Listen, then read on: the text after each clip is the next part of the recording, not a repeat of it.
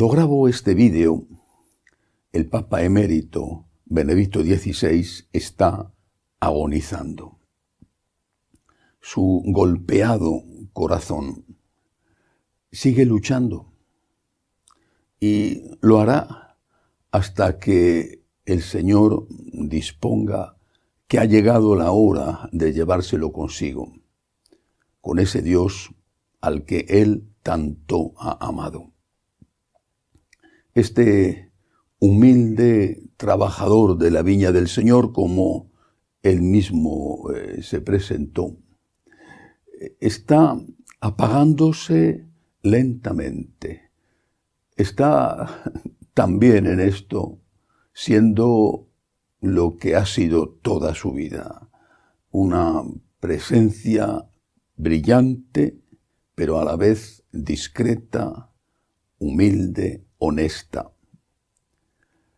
Incluso sus más encarnizados enemigos tienen que reconocer que es un santo, aunque después, a continuación, se decidan a manchar de alguna manera su nombre. Quizá la virtud que más le ha caracterizado es la humildad. Esa humildad que nos ha atraído a todos los que hemos tenido la bendición de poder tener algún trato con Él. Pero esta luz que brilla en las tinieblas se está apagando en un momento muy especial, en plenas fiestas de Navidad. Cuando acaba de ocurrir el solsticio de invierno, cuando tímidamente la luz va ganando lentamente, poco a poco, presencia, y la oscuridad empieza también lentamente a retroceder, quizá la muerte del Papa Benedicto, cuando ocurra, es como una profecía que indica que lo peor ha podido pasar ya, que lo peor ya ha pasado, que esta tormenta terrible que llevamos décadas soportando y que tiene ya a la Iglesia llena de agua, a punto de hundirse, que quizá esta tormenta puede empezar a remitir.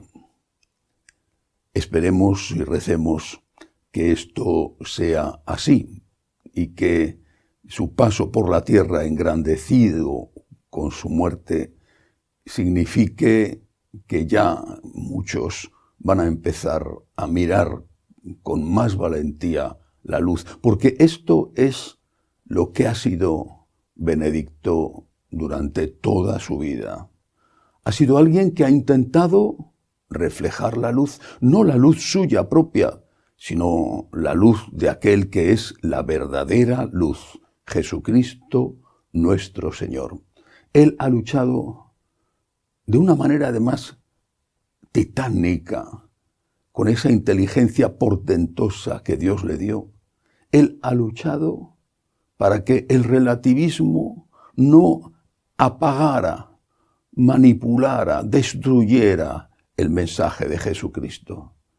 Él ha sido, de verdad, un siervo dócil que se ha puesto al servicio de la verdad, que es Jesucristo, que se ha puesto al servicio del único, verdadero Redentor y Salvador del mundo, y que se ha puesto al servicio de una Iglesia que es la única que tiene la plenitud de la verdad revelada por Cristo y la plenitud de los medios de salvación que el Señor dejó para ayudarnos a alcanzar el cielo.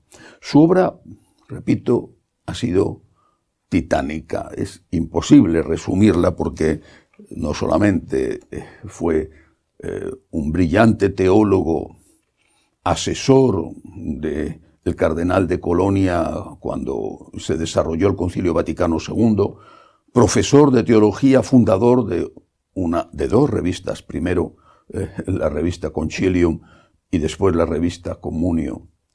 No solamente fue el autor de libros que ya tenían un peso en aquel momento antes de ser nombrado obispo, como por ejemplo Introducción al Cristianismo.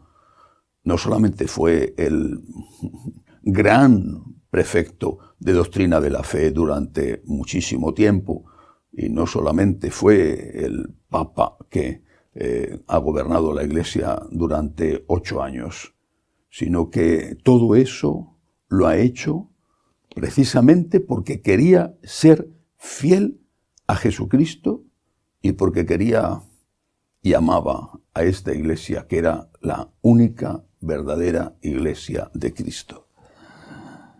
Durante su época como prefecto de doctrina de la fe, fueron publicados, aunque naturalmente no es que fueran escritos desde el principio hasta el final por él, pero fueron publicados, por ejemplo, los 2 documentos sobre la teología de la liberación, que supusieron un golpe mortal al intento de la Unión Soviética de hacerse con toda Latinoamérica utilizando a la Iglesia. Dejó claro que marxismo y cristianismo son incompatibles, y lo hizo 5 años antes de que cayera el muro de Berlín y el mundo entero contemplara, sorprendido, las vergüenzas que ocultaba el régimen inhumano soviético, el régimen inhumano comunista.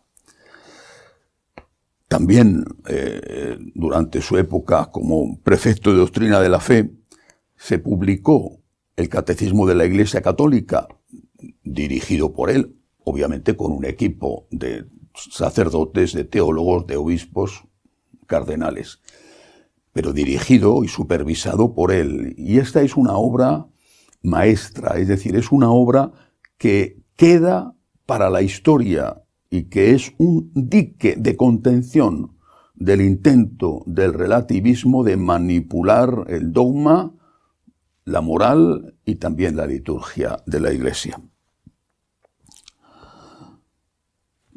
No podemos olvidar la publicación durante su época como prefecto de doctrina de la fe de la declaración Dominus Iesus, que, como he dicho antes, pone de manifiesto que Cristo es el único redentor del mundo, que sí, es un hombre verdadero, efectivamente, un hombre verdadero, un gran hombre, un extraordinario hombre, pero no es un poco más o mucho más grande y extraordinario que cualquier otro hombre extraordinario de la historia de la humanidad.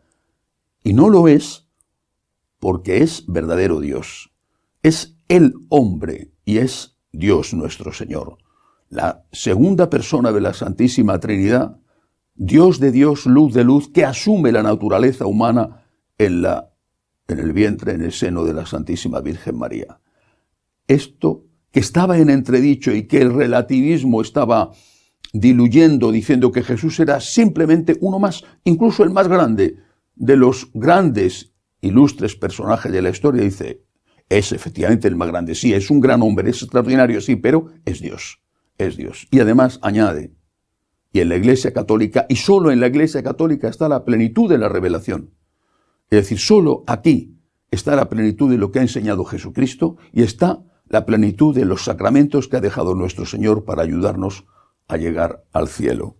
La Dominus Iesus junto con el Catecismo de la Iglesia Católica son 2 de los grandes hitos de la teología que se publican durante su etapa como prefecto de doctrina de la fe.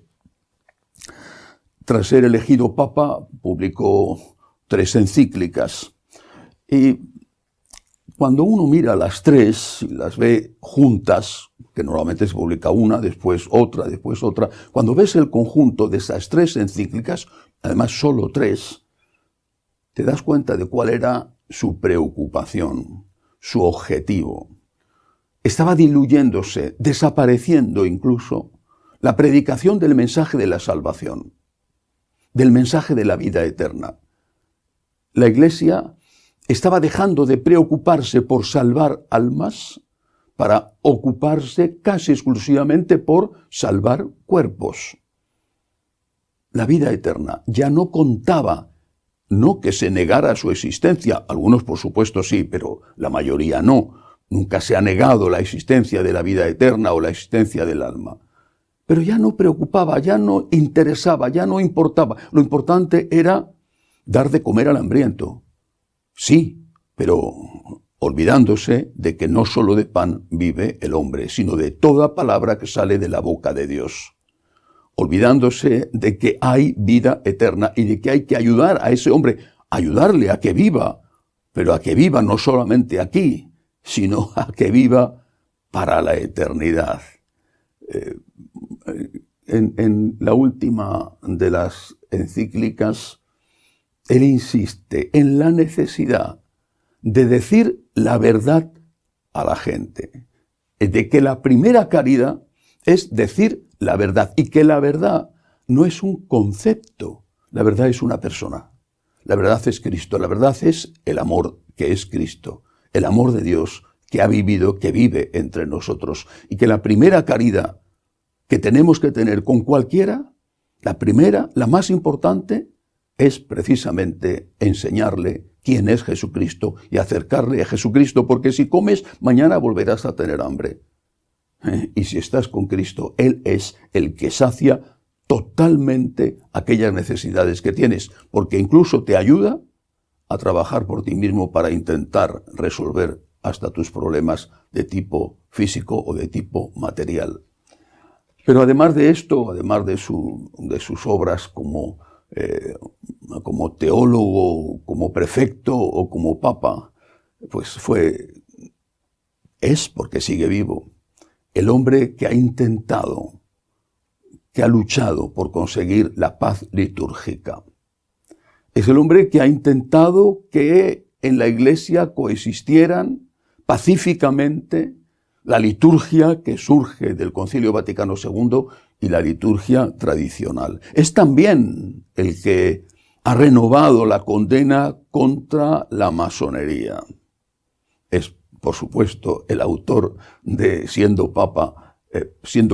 cardenal primero y papa después, el autor de aquel informe sobre la fe que a modo de entrevista le hizo Vittorio Messori, y el autor de los 3 libros sobre Jesús de Nazaret, especialmente el primero, pone el dedo en la llaga sobre la manipulación que se está haciendo desde algunos sectores de los estudios bíblicos. Todo esto junto llevó al Batilix. Tenían que acabar con él. Y le golpearon donde sabían que más le dolía, en su honestidad, donde sabían que podían hacerle mella en su honestidad. Fue un importante cardenal el que, meses antes de presentar su dimisión, le dijo: has fracasado, tienes que ponerte a un lado, dejar que otro haga lo que tú no has sabido hacer, acabar con la corrupción en la Iglesia. ¿Por qué? Porque había ya estallado el escándalo del Batilix, que no era otra cosa más que algo muy bien organizado, que ponía al descubierto ante los ojos del mundo la existencia de unas luchas terribles en el seno de la Iglesia, sobre todo en el Vaticano, y la existencia de la corrupción. Él se dio cuenta de que no tenía ya la capacidad, las fuerzas, dijo él, para seguir afrontando esta lucha contra la corrupción, y efectivamente decidió ponerse a un lado, presentó la dimisión. Para la historia queda, y la historia dirá si esa dimisión fue oportuna, si fue prematura, si debía haber esperado un poco más y organizado su sucesión.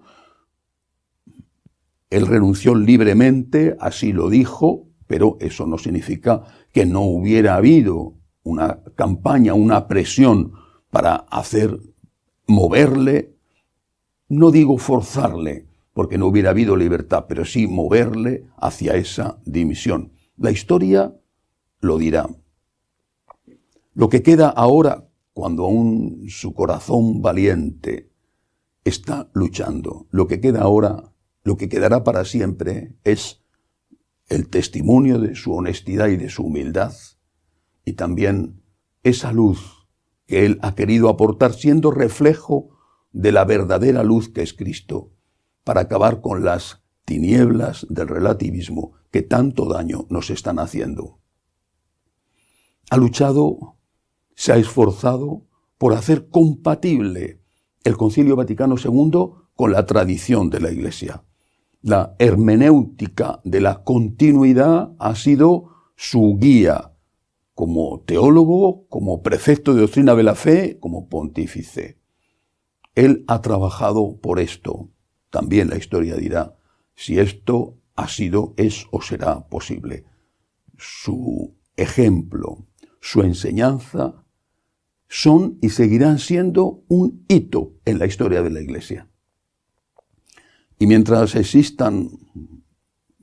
existamos pecadores, pero que queremos seguir siendo fieles a la verdadera Iglesia, esto no va a pasar, no se va a olvidar, no nos vamos a olvidar de este auténtico grande que merece la pena ser llamado magno, como fue llamado San Juan Pablo II. Rezamos por él, le encomendamos a Dios, que Dios tenga misericordia de su pobre, gastado cuerpo y que tenga naturalmente misericordia de su brillante, excelente alma. Hasta la semana que viene, si Dios quiere.